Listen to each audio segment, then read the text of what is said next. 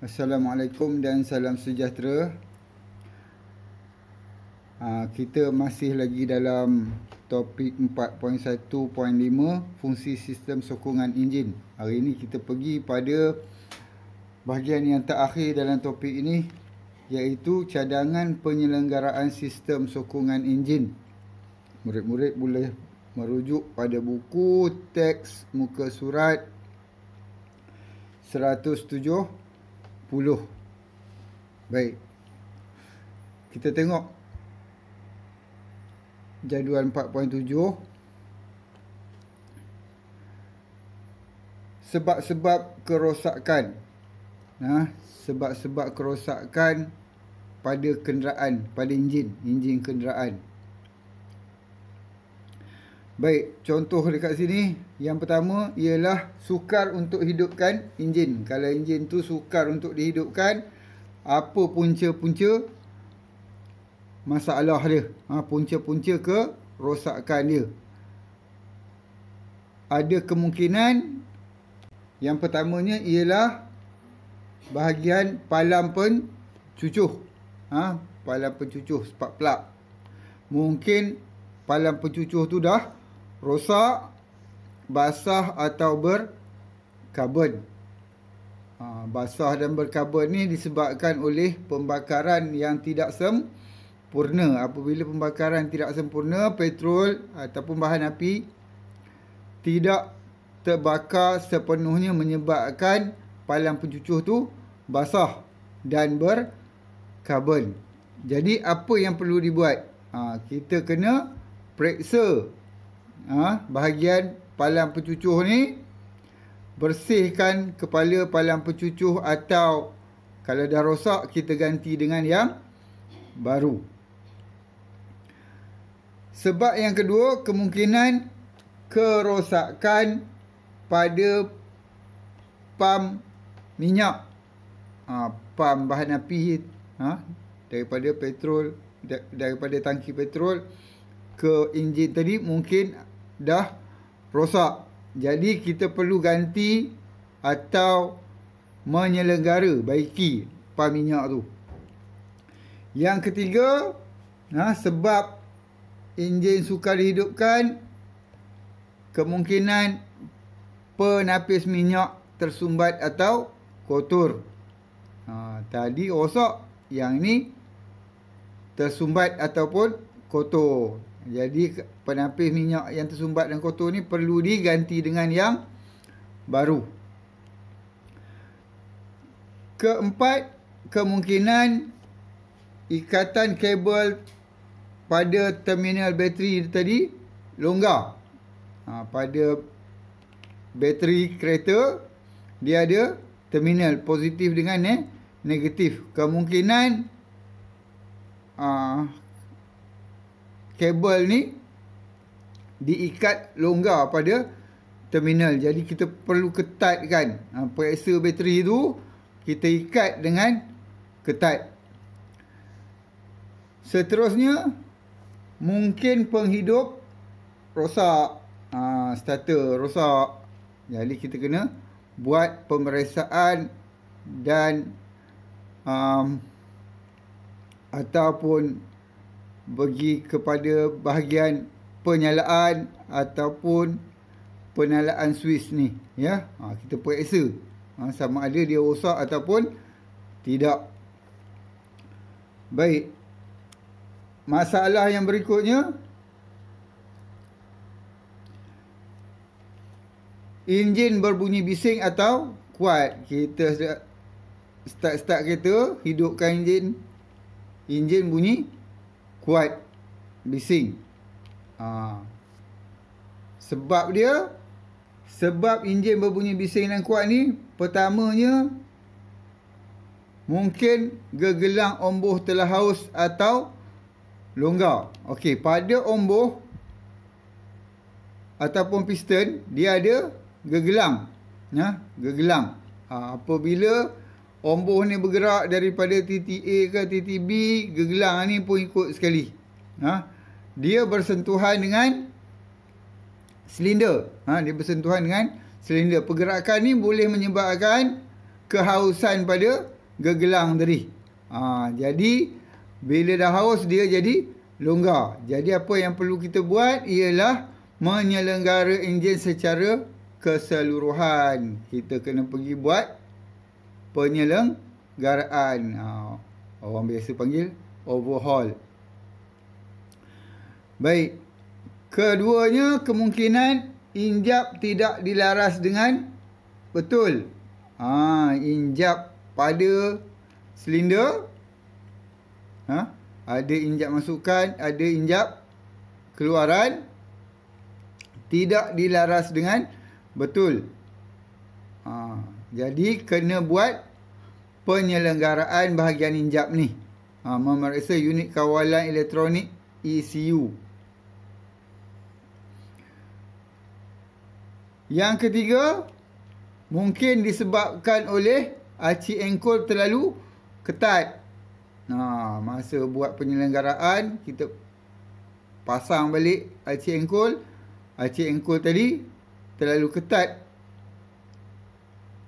Ataupun kemungkinan minyak pelincir yang digunakan dah terlalu lama, menyebabkan aci engkol tadi dah jadi ketat. Jadi apa yang perlu kita buat ialah memeriksa kandungan minyak pelincir dalam sistem pelinciran.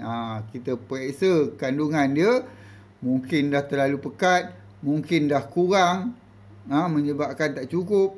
Jadi aci engkol akan jadi ketat disebabkan kekurangan minyak pelincir. Yang berikutnya ialah masalah kuasa enjin kurang.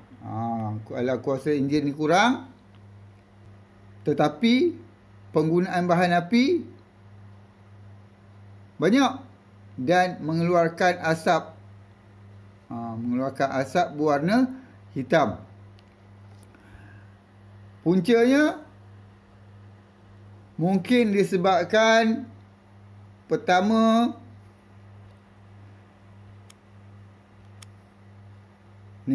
nisbah campuran udara dan bahan api tidak seimbang. Campuran udara dan bahan api tadi tak betul. Udara tak cukup ke untuk membakar bahan api. Jadi menyebabkan bahan api tadi tidak terbakar dengan sempurna dan ada keluar asap pada exhaust. Jadi apa yang kita perlu buat ialah memeriksa dan menyelenggara penyuntik bahan api. Kalau kita tak tahu, jangan periksa sendiri, pergi hantar ke bengkel. Ataupun memeriksa unit kawalan elektronik ECU. Ini confirm tak boleh buat kat rumah. Memang kena hantar bengkel sebab dia memerlukan peralatan komputer untuk memeriksa alat kawalan elektronik ECU ni. Keduanya mungkin disebabkan nisbah penggunaan bahan api lebih banyak. Jadi kalau campuran bahan api dengan udara tadi, bahan api lebih banyak, dia menyebabkan pengeluaran asap.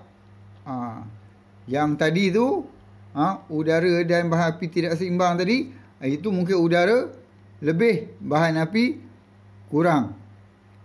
Jadi kita perlu buat apa? Memeriksa dan menukar minyak pelincir jika perlu. Kedua, memeriksa dan membersihkan kepala palang pencucuh atau menggantikan palang pencucuh. Baik, seterusnya, kuasa enjin berkurangan.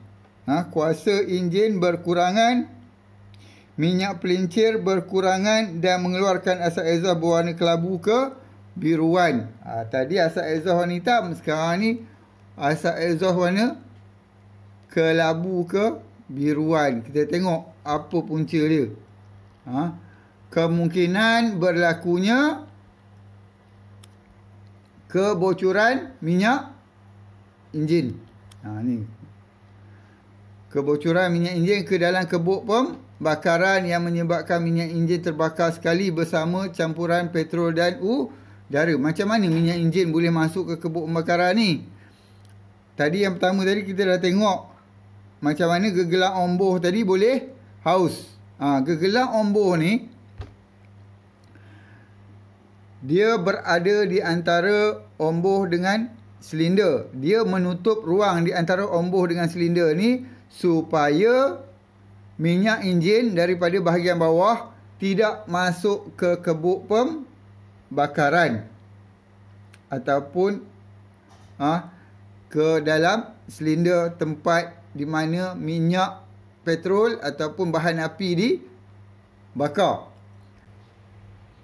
Jika gegelang omboh ni telah haus, dia akan mewujudkan ruang di antara omboh dengan silinder, dan ruang ini akan menyebabkan minyak enjin naik ke kebuk pembakaran. Apabila minyak enjin ni naik ke kebuk pembakaran, dia akan terbakar sekali dengan bahan api apabila proses pembakaran bahan api berlaku. Tetapi pembakaran minyak enjin bersama dengan bahan api ini akan menyebabkan pengeluaran asap yang berwarna kelabu ke biruan. Baik. Apa yang perlu kita buat? Memeriksa dan menyelenggara enjin secara keseluruhan dan juga menggantikan minyak pelincir. Yang kedua, mungkin disebabkan kepala silinder yang bocor. Kepala silinder tadi bocor. Atau mungkin disebabkan kebocoran pada gelang omboh. Gelang omboh ni dah terpatah ke sikit, terpatah sikit, dia ada kebocoran. Jadi menyebabkan minyak enjin masuk ke dalam kebuk pembakaran. Kita juga kena buat penyelenggaraan enjin secara keseluruhan dan menggantikan gegelang omboh yang dah rosak, yang menyebabkan kebocoran. Baik, itu sahaja semua berkenaan dengan fungsi sistem sokongan enjin. Dah tamat. Semua berkenaan dengan fungsi sistem sokongan enjin. Baik, saya harap murid-murid semua boleh faham punca-punca kerosakan pada enjin kita, dan apa yang perlu kita lakukan jika kita menghadapi masalah-masalah ataupun kerosakan yang berlaku seperti yang telah dinyatakan tadi.